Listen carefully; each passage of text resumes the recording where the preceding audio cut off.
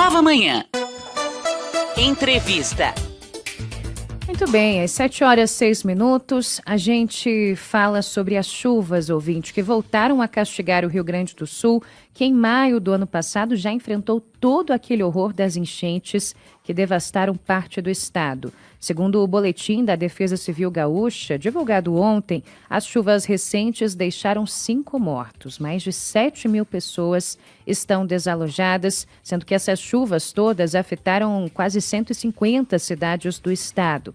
A cidade de Jaguari, por exemplo, decretou calamidade pública e outras 25 cidades decretaram a situação de emergência. A gente está na linha com o deputado estadual Matheus Gomes, ele que é do PSOL gaúcho e publicou nas redes sociais várias iniciativas que, no seu entendimento, o governador do estado e o prefeito de Porto Alegre poderiam ter adotado. Deputado, bom dia, bem-vindo. Quero ouvir do senhor como que as autoridades podem usar as informações da previsão do tempo para prevenir tantos danos como esses que a gente está vendo agora. Bom dia, é uma satisfação conversar com vocês aqui da Nova Manhã.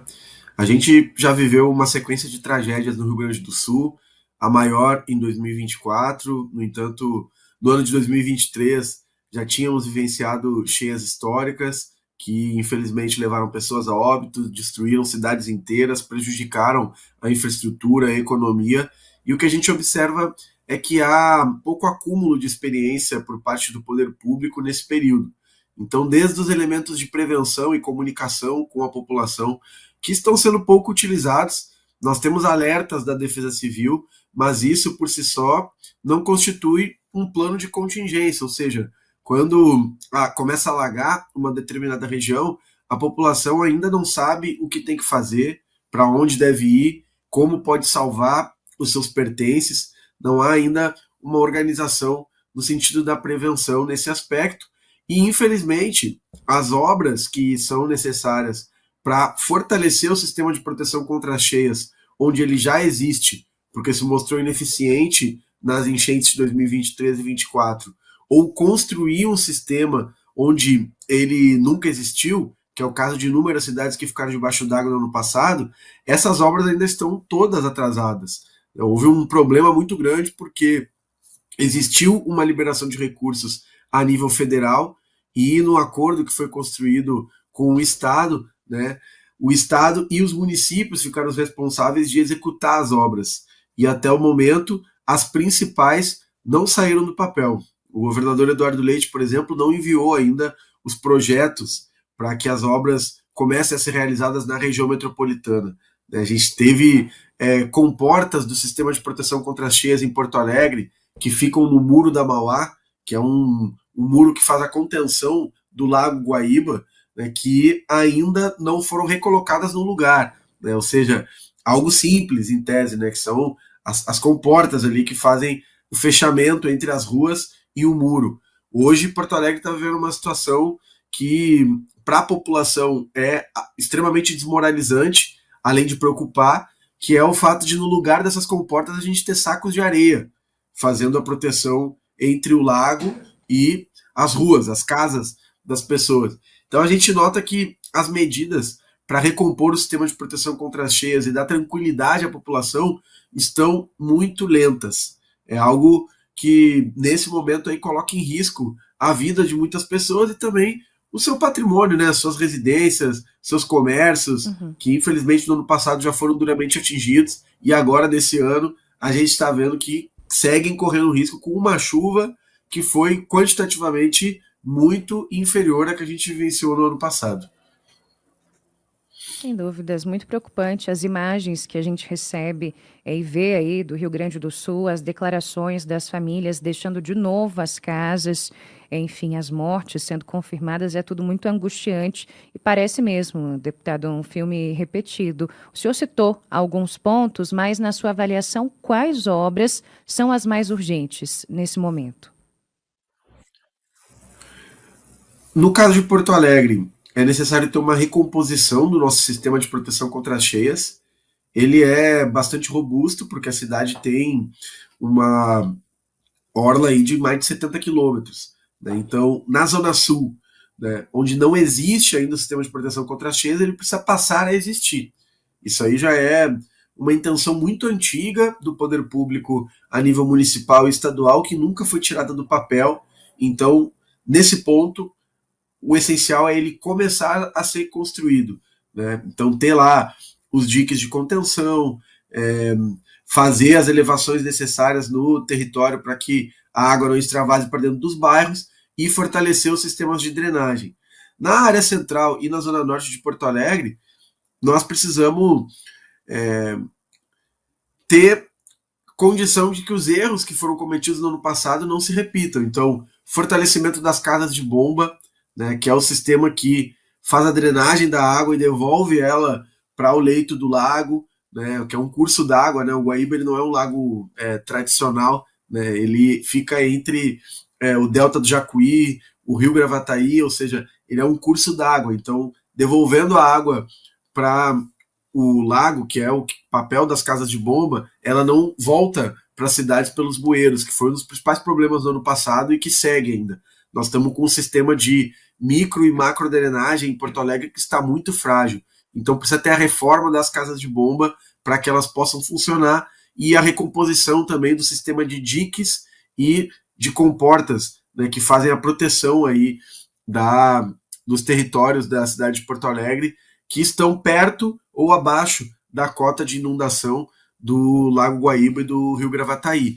E como um todo na região metropolitana é esse mesmo movimento, superar, né, as condições que no ano passado já se mostraram ineficientes. Então muitas cidades, os diques falharam, né, precisam ser fortalecidos, o sistema de drenagem também, ou como é o caso de Eldorado do Sul, uma cidade que ficou 90% atingida no ano passado, não existe nenhum sistema de proteção. Então lá precisa construir. Né? Outras questões que estão sendo discutidas nesse momento e que são fundamentais também é a necessidade do desassoreamento dos rios, é algo que precisa ser feito num grau de aceleração ainda maior, e toda a construção de um sistema de inteligência também para proteger o nosso estado.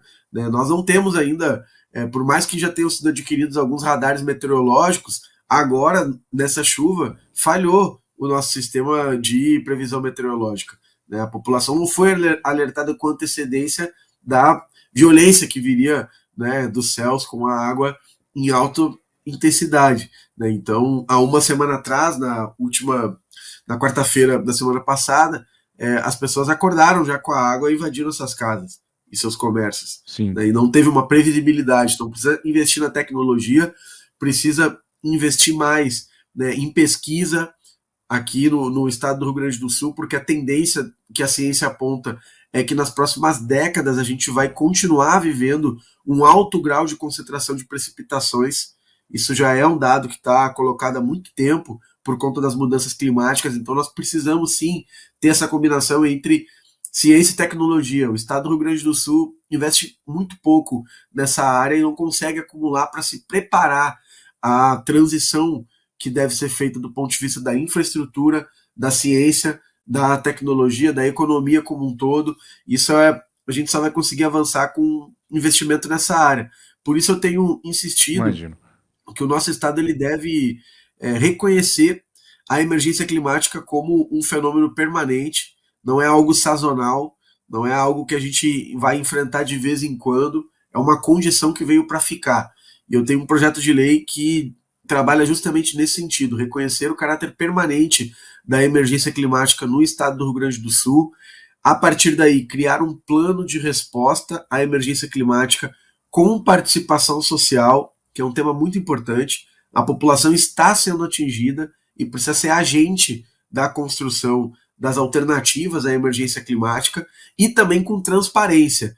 Eu defendo que o Estado apresente de maneira transparente as metas, a forma como ele está trabalhando para que elas sejam cumpridas, que também não tem a possibilidade de recuar nas metas, porque a gente está vendo um agravamento da situação, então precisa ter uma aceleração.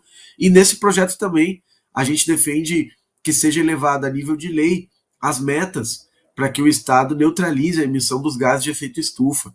Né? Isso é algo que precisa ser fortalecido e acelerado para que a gente realmente conduza todas as instituições e a sociedade gaúcha num caminho de enfrentamento à emergência climática. Não há espaço para negacionismo nesse momento. A gente já está vivenciando há anos, de forma dramática, Deputado, os efeitos do aquecimento global. Então o Rio Grande do Sul precisa virar a chave e dar exemplo a nível nacional.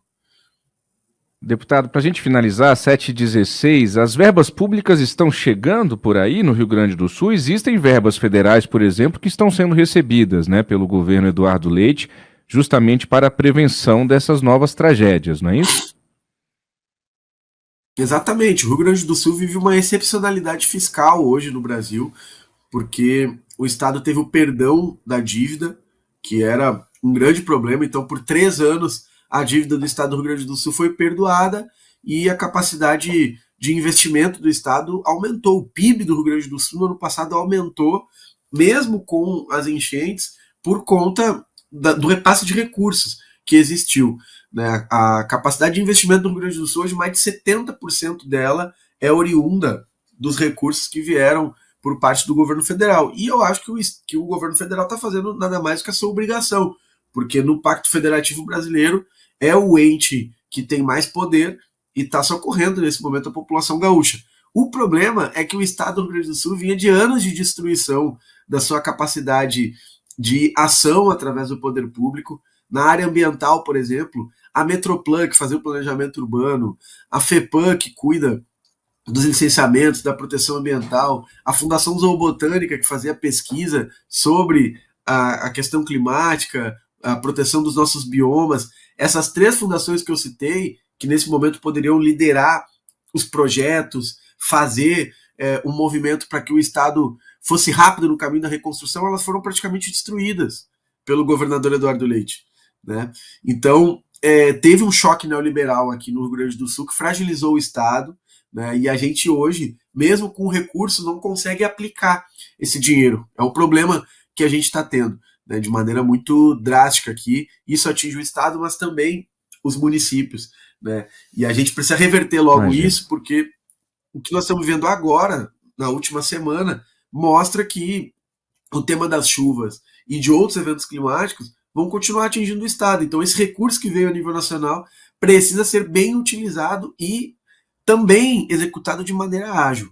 Eu defendo que o Rio Grande do Sul tenha cada vez mais órgãos que respondam de maneira autônoma e independente, porque a reconstrução ela não é até o fim do ano que vem, quando acaba o governo Eduardo Leite. Ela é algo que vai perdurar por muitos anos, então precisa ter um planejamento de Estado para que nós não percamos uma oportunidade, que é usar esses mais de 7 bilhões de reais que hoje já estão disponíveis para fazer uma série de obras e outros recursos que vão entrar de maneira inteligente, gerando realmente um impacto positivo para o Estado do Rio Grande do Sul e a sua população.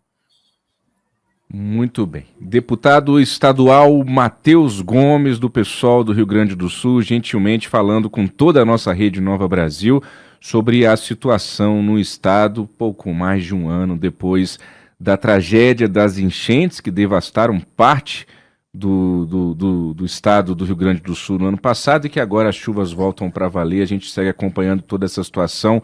Muito obrigado, deputado. Um excelente fim de semana já para o senhor. Amanhã já é sexta-feira. Muito obrigado. Estamos à disposição da Nova Manhã sempre. Muito obrigado, deputado. 7h19. É um país que não consegue aprender com as suas próprias tragédias, infelizmente.